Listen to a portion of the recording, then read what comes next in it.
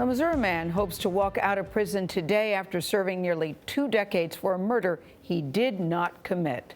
David Robinson was kept behind bars even though another man confessed to the crime back in 2004. 48 Hours correspondent Erin Moriarty shows us the case a judge calls manifest injustice. Erin, good morning. Well, good morning. David Robinson isn't the only one who says he's innocent. In February, a state judge agreed with him. And 2 weeks ago, the Missouri Supreme Court ordered his release. And yet Robinson remains in prison, which is where we talked to him last week. Been a living nightmare. It's been a up and down roller coaster. In 2001, David Robinson was convicted of the murder of Sheila Box, a 36-year-old mother. She was found in her car a year earlier in Sikeston, Missouri, dead of a single gunshot wound to the chest. I was in disbelief.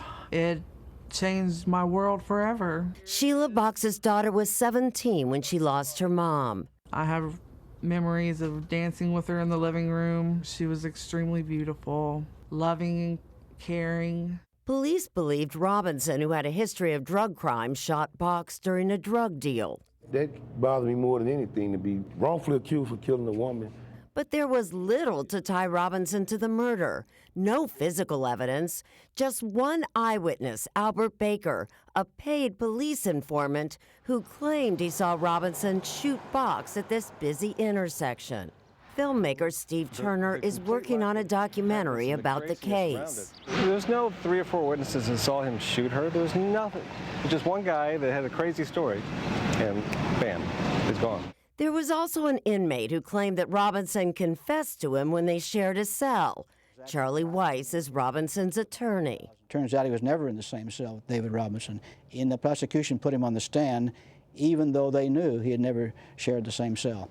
Robinson was sentenced to life without parole, but 3 years later, the case against him fell apart. Another man confessed on tape to a defense investigator that he was the one who sold drugs to Sheila Box and killed her. I just told her to throw the money out, and I was going to throw her the dope.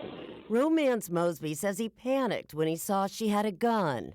And that's why I just shot her, because I seen her flash.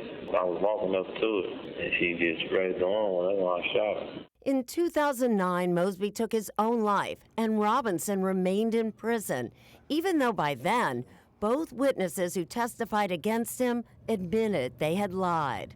I gave a false testimony about David Robinson. Albert Baker, the paid informant, had been given $2,500 in cash and expenses after he agreed to testify. And still, Robinson remained in prison as appeal after appeal was denied, until last February, when Judge Darrell Missy ruled the evidence clearly shows that David Robinson did not kill Sheila Box. The conviction should be overturned because the lead detective, John Blakely, used unreliable evidence to convict Robinson and ignored or suppressed facts which pointed away from him. You're still sitting here. How do you explain that to your family? I can't. I mean, I get asked that question every day by staff, other offenders, but it hurt every time they ask me. Even the daughter, still grieving a mother, wonders why Robinson hasn't been released. I believe in my heart that he's innocent, and I stand by him. I lend my support to him. That's how it should be. The state of Missouri has until the end of May to either retry Robinson or free him. What do you want to do when you get out? What's the first thing you want to do? Hug my mother. The Missouri Attorney General is scheduled to make an announcement later today. Now, we don't know for sure that Robinson will be released, but the lead detective resigned last week, and with no evidence remaining, it is likely Robinson will be allowed to finally go home to hug his mom. This is so egregious, and I watched it, paid attention closely, and I still don't know why he's still in prison. But I bet the Robinson family's thanking you, Erin, because you said, listen, I normally do 48 hours, but this story was so upsetting to me. I want to do this story, you said. Can I just tell you that Yes. Aunt Betty made me promise that I would say hello to you? Okay. She did. So Thank you, Aunt Betty. Yes. You have to say hi. There's Yes. a quirk in the Missouri case law.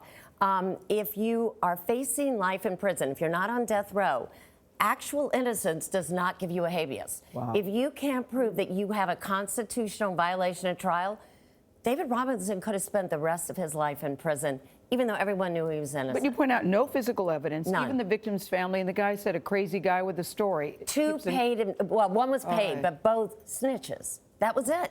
That was it. Hopefully he will finally receive justice today. I'm hoping. I can't absolutely say that, but I'm hoping But he's you're gonna hoping walk today out would be the day. I hope so too. And hope he gets to hug his mother, but what about the Yes. 2 decades of his life that are gone now? Who Right. takes care of that? He's Right. going to be 51 at the end of this month. He went in when he was 32. Yeah, there's a huge part of his life missing. Erin, Let's thank hope you. today's the day.